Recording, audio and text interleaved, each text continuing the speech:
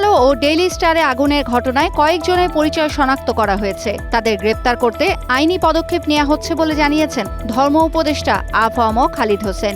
বলেন, বারবার আইন শৃঙ্খলা পরিস্থিতির অবনতি হলে তা নিঃসন্দেহে সরকারের ব্যর্থতা।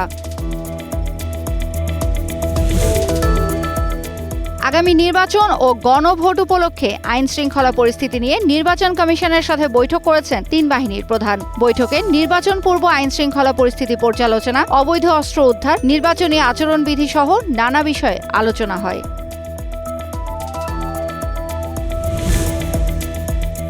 আসন্ন ত্রয়োদশ জাতীয় সংসদ নির্বাচনে বগুড়ার ৭ আসনে বিএনপি চেয়ারপারসন খালেদা জিয়া এবং বগুড়া ৬ আসন থেকে দলটির ভারপ্রাপ্ত চেয়ারম্যান তারেক রহমানের পক্ষে মনোনয়নপত্র সংগ্রহ করা হয়েছে।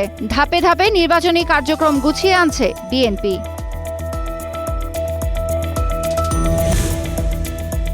কোনো গণমাধ্যমের উপর হামলা কাম্য হতে পারে না বলে মন্তব্য করেছেন বিএনপির সিনিয়র যুগ্ম মহাসচিব রুহুল কবির রিজভী। এদিকে বিএনপি ক্ষমতায় গেলে সব গণমাধ্যমকে সর্বাত্মক সহযোগিতার আশ্বাস দিয়েছেন দলটির স্থায়ী কমিটির সদস্য সালাউদ্দিন আহমেদ।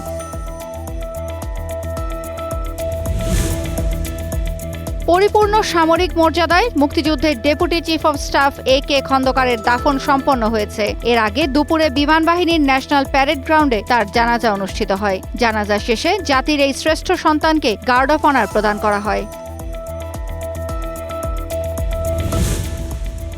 মাউন্ট মঙ্গানুই টেস্টে নিউজিল্যান্ডের ২ ওপেনার ২ ইনিংসেই সেঞ্চুরি করে বিশ্ব রেকর্ড গড়লেন। তাতে চতুর্থ দিন ২ উইকেটে ৩০৬ রানে দ্বিতীয় ইনিংস ঘোষণা করে কিউইরা। ম্যাচ জিততে শেষ দিনে ওয়েস্ট ইন্ডিজের প্রয়োজন আরও ৪১৯ রান।